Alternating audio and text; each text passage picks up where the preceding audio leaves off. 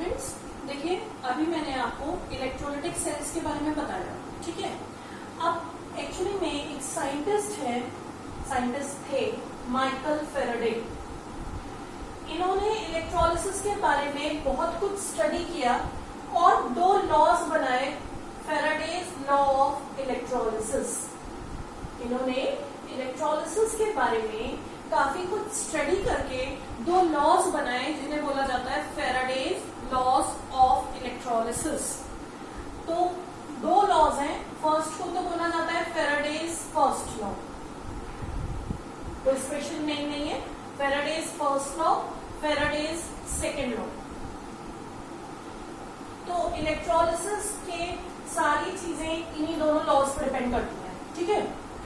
देखिए first law क्या कहता है, फर्स्ट लॉ ये कहता है कि अगर एक इलेक्ट्रोलाइट में करंट पास किया जाता है, और कल मैंने आपको अभी पिछले पार्ट में बल्कि मैंने आपको ये बात समझाई थी कि कैथोड में क्या कलेक्ट होता है, मेटल कलेक्ट होता है। तो एक इलेक्ट्रोलाइटिक सेल में कैथोड पे मेटल का कितना वेट कलेक्ट होगा, ये बात प्रूव करी फर्स्ट लॉ ने कि weight collected is directly proportional to the amount of electricity passed. जितनी इलेक्ट्रिसिटी पास करोगे उतना वेट कलेक्ट होगा। तो ये क्या है, फेराडेज फर्स्ट लॉ। तो W is directly proportional to Q। Amount of electricity को हम किससे रिप्रेजेंट करेंगे, Q। And W is directly proportional to I into T, क्योंकि Q क्या होता है बच्चों, Q तो है इलेक्ट्रिसिटी, I क्या है, करंट इन एम्पियर्स, T क्या है, टाइम इन सेकेंड्स।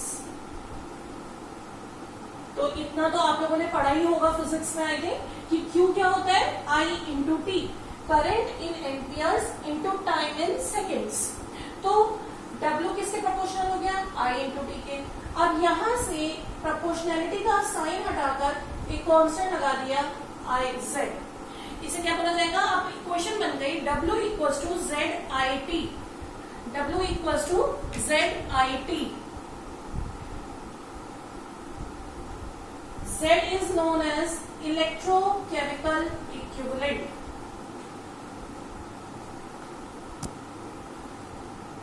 तो Z क्या है स्टूडेंट्स, इलेक्ट्रोकेमिकल इक्विवेलेंट,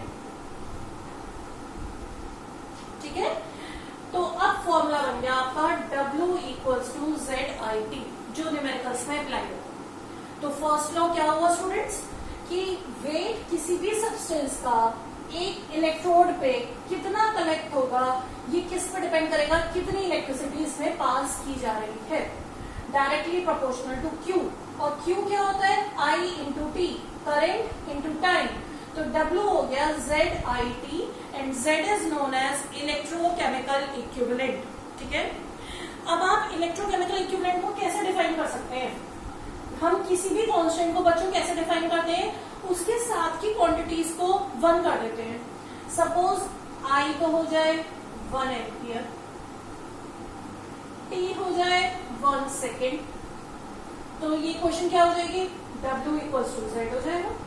तो इलेक्ट्रोकेमिकल इक्विवेलेंट को आप कैसे डिफाइन कर सकते हैं, electrochemical equivalent may be defined as equal to weight of the substance collected when 1 ampere current is passed for 1 second। तो इलेक्ट्रोकेमिकल इक्विवेलेंट क्या है, ये वेट है सब्सटेंस का जो कलेक्ट हुआ है जब 1 एम्पियर करंट 1 सेकंड के लिए पास किया गया था। तो ये हो गया आपका फर्स्ट लॉ। अब सेकंड लॉ क्या कहता है, ये सुनिए ध्यान से। सेकंड लॉ ये कहता है कि मान लीजिए 2 या 3 सेल्स हैं, तीनों में इलेक्ट्रोलाइट डिफरेंट है। एक में है सपोज जिंक सल्फेट, एक में है कॉपर सल्फेट, एक में है सिल्वर नाइट्रेट, ठीक है। तो इन सब सेल्स को सीरीज में कनेक्ट करा गया है, सीरीज में कनेक्टेड है ये cells, connected in series. Connection क्या होता है, एक सीरीज में कनेक्शन होता है, एक पैरेलल में, फिजिक्स में पढ़ा होगा आप लोगों ने।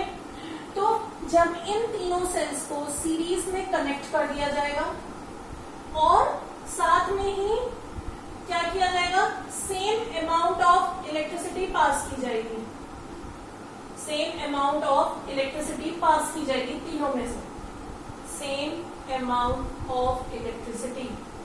तो जो वेट कलेक्ट होगा सब्सटेंस का, भाई यहां पर तो कैथोड पे क्या कलेक्ट होगा, इसमें से मेटल क्या बताइए, जिंक।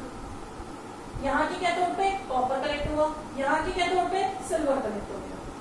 तो जो वेट जिंक का कलेक्ट होगा, weight of zinc, that is directly proportional to its equivalent weight. वो किसके प्रोपोर्शनल होगा, टू इट्स इक्विवेलेंट वेट। या आप फॉर्मूले को ऐसे भी लिख सकते हैं, वेट ऑफ जिंक कलेक्टेड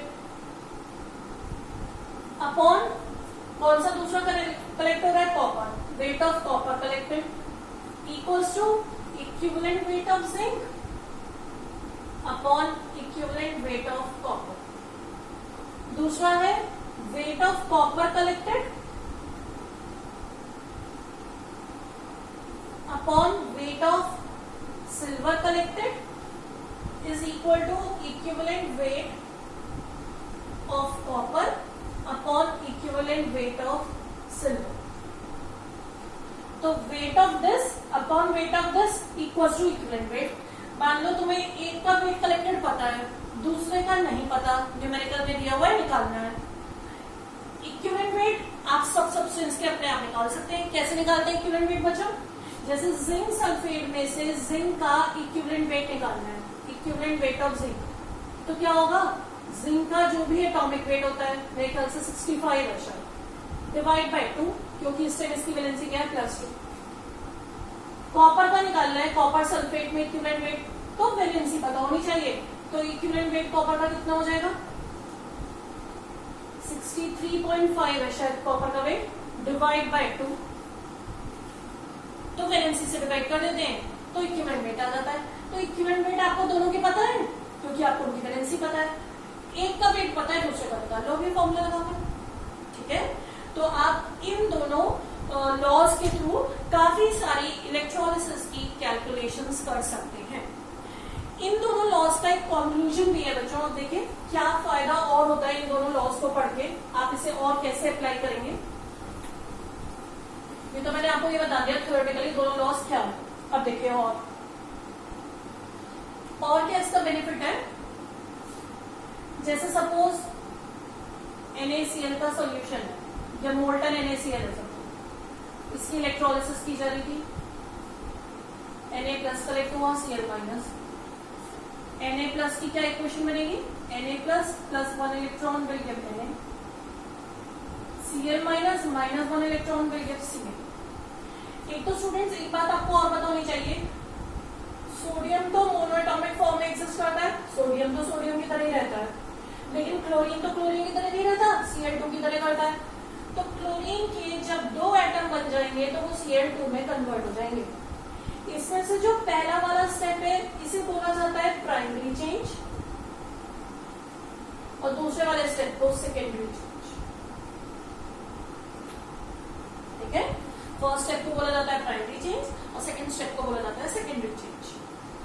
अच्छा, अब एक और बात, चार्ज ऑन 1 इलेक्ट्रॉन कितना होता है, 1.602 इंटू 10⁻⁻19 कूलम्स, ये हमने 11th में पढ़ लिया था। अगर हमें निकालना हो charge on 1 mole of electron, 1 मोल में कितने इलेक्ट्रॉन होंगे, एवोगैड्रो नंबर पता है आप लोगों को ये बात, तो एवोगैड्रो नंबर से इस चार्ज को मल्टीप्लाई कर दो,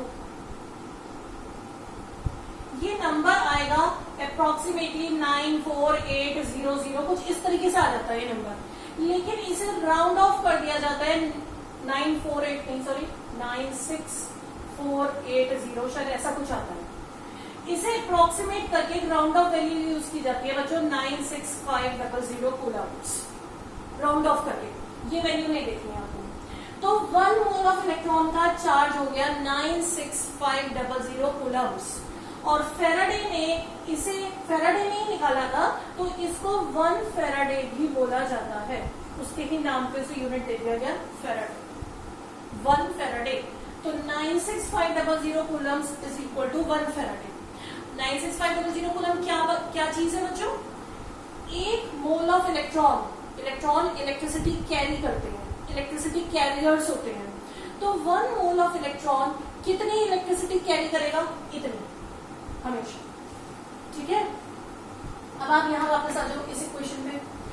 इस इक्वेशन को पढ़ने का एक तरीका तो ये भी है, एक सोडियम के आयन ने एक इलेक्ट्रॉन एक्सेप्ट किया और एक सोडियम का एटम बना लिया, या आप इसे ऐसे भी रीड कर सकते हो, 1 मोल ऑफ सोडियम आयन ने 1 मोल ऑफ इलेक्ट्रॉन की इलेक्ट्रिसिटी यूज करी और 1 मोल ऑफ सोडियम एटम बना लिया।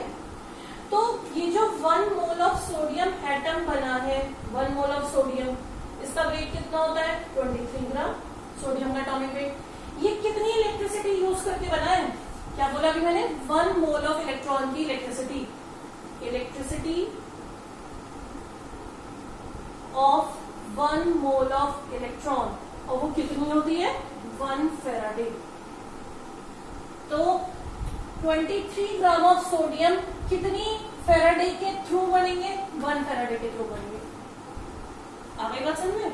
तो अगर सपोज न्यूमेरिकल है 46 ग्राम सोडियम कितने फेराडे से बनेगा, तो आप हमेशा पहले एक सोडियम की इक्वेशन लिख लो, उसमें देख लो कितना वेट कितने से बन रहा है, फिर लिख दो 23 इससे बना है तो 46 किससे बनेगा? 2 फेराडे से बनेगा, डबल हो जाएगा बस।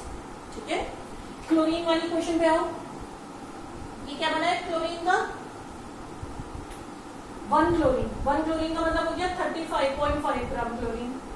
35.5 ग्राम क्लोरीन किससे बन रहा है? 35.5 ग्राम अगेन 1 फेराडे से। इस इक्वेशन को देखोगे तो क्या है? 71 ग्राम बन रहा है। किससे बन रहा है? 2 फेराडे से, क्योंकि एक इलेक्ट्रॉन से तो एक बना, तो 2 से ही तो 2 बने होंगे, तो 2 फेराडे से बन रहा है। वो तो आप जितने टाइम मल्टीप्लाई करते जाओगे, अगर इसे बढ़ाओगे तो इधर भी उतनी टाइम्स बढ़ता जाएगा। ठीक है, तो आप इस तरीके से कैलकुलेशन कर सकते हैं कि इतना वेट कितने इलेक्ट्रिसिटी से बनेगा। ये सब फेराडेज लॉज के बाद हम ये सारी कैलकुलेशंस कर सकते हैं। ठीक है, अभी हम कुछ और भी क्वेश्चंस करेंगे इस टॉपिक से रिलेटेड, तो ये कंसेप्ट्स और क्लियर हो जाएंगे आपको। तो ये आपका एक तरीके से इलेक्ट्रोलिसिस वाला पार्ट पूरा हो जाएगा जब हम इसके क्वेश्चंस कर लेंगे। ठीक है, उसके बाद हम इलेक्ट्रोकेमिस्ट्री वाले स्टार्ट करेंगे। और स्टूडेंट्स, आपको अगर इससे पहला चैप्टर जो हमने पढ़ लिया सोल्यूशन, उसमें कुछ भी टॉपिक ऐसे लग रहे हैं जो क्लियर नहीं है, तो वो आप मुझे सेंड कर दो लिखकर, और फिर मैं वो टॉपिक 2-3 दिन बाद किसी और वीडियो में रिपीट कर दूंगी। ठीक है, और आप एनसीईआरटी के न्यूमेरिकल्स एक्सरसाइज के, इंडेक्स के तो आप लोगों ने कर लिए, बहुत अच्छी बात है कि आप लोग नोट्स लिख रहे हैं और न्यूमेरिकल कर रहे हैं, लेकिन एक्सरसाइज वाली भी अब आप करने शुरू कर दो। मैं आपको 2-3 दिन का टाइम देती हूँ, आप 2-3 दिन उन क्वेश्चंस को करो आराम से, काफी सारे हैं, और फिर उसके बाद मैं आपको उनके करेक्ट सोल्यूशन भी भेजूंगी, आप उनसे उसे क्रॉस चेक कर लेना। तब भी कोई ना समझ में आए तो वो पूछ लेना। तो पहला चैप्टर इस तरह से आपका कंप्लीट हो जाएगा सोल्यूशन, और साइड बाय साइड ये भी स्टार्ट हो गया। ठीक है, अगर ऑडियो या वीडियो में कोई परेशानी हो तो वो भी आप मुझे बता देना, क्योंकि फिर कोई फायदा नहीं ना कि अगर आपको समझ में नहीं आ रहा है और तब भी आप देखे चले जा रहे हो वीडियोस। ठीक है ना, फीस तो आप पे कर ही रहे हो, तो आपको अच्छे से समझ में भी आना चाहिए। ठीक है, ओके, थैंक यू।